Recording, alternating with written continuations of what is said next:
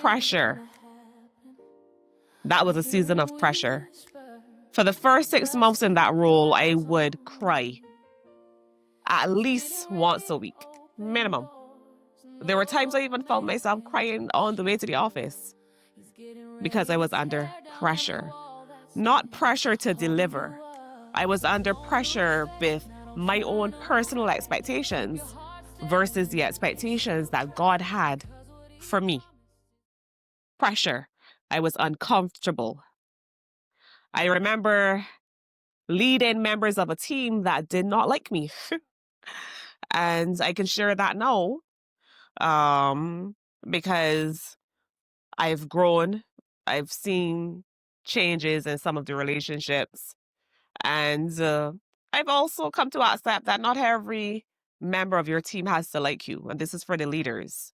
I learned that lesson very quickly, but I was under pressure. One of the things that finally helped me to settle was me holding on to the word that God had given to me before I moved into that role. God said to me, I know that you're the type of person who is solutions oriented. I know you can cover a lot of ground and you can cover it quickly.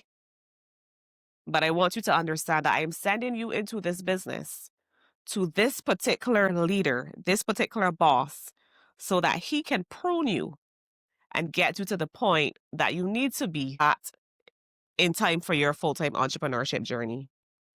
God had already said to me, this will be your last stop. Let's see how faithful you will be with it.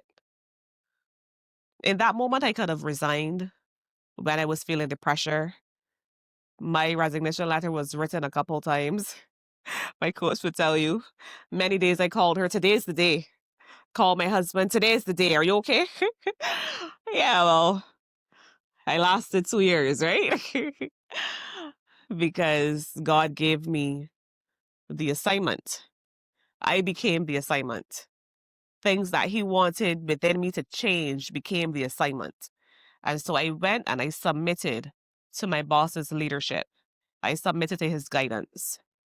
The emotionally charged Kara that existed prior to that job and prior to his leadership does not exist today.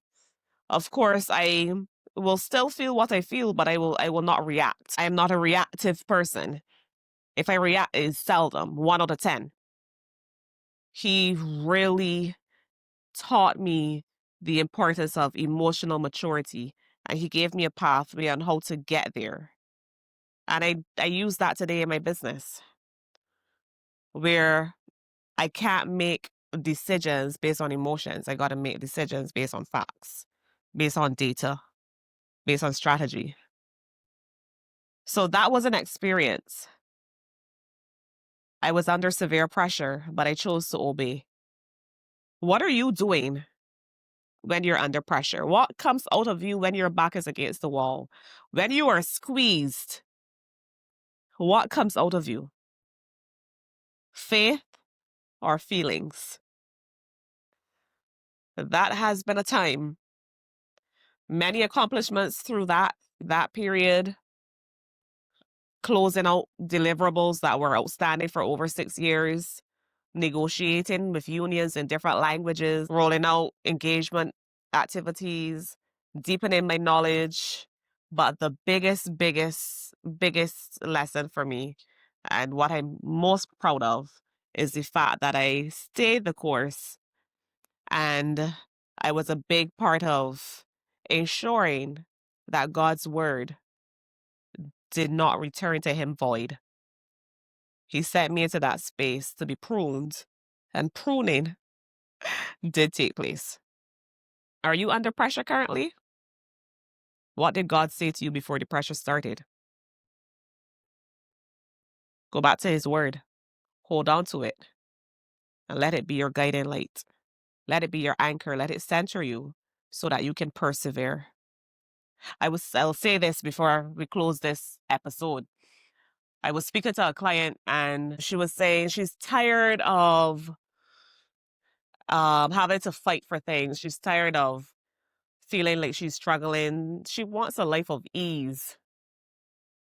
And if you take a look at, I believe it's in Galatians, and you look at the fruits of the Spirit, one of those fruits is actually long suffering, forbearance. I equate that to be your ability to persevere in times of trial, your ability to persevere when you're under pressure, your ability to obey and trust God, even in the valley.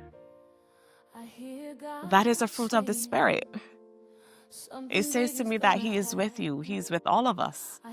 Even though things might be happening around us, even though we might be under pressure, even though trials will come, a fruit of the Spirit is our ability to persevere in that forbearance, that long suffering. Hold on to that and realize that you are doing exactly what He asked you to do. So be encouraged, and we'll chat some more. I can't wait to tell you about what's been happening business-wise. See you in a bit.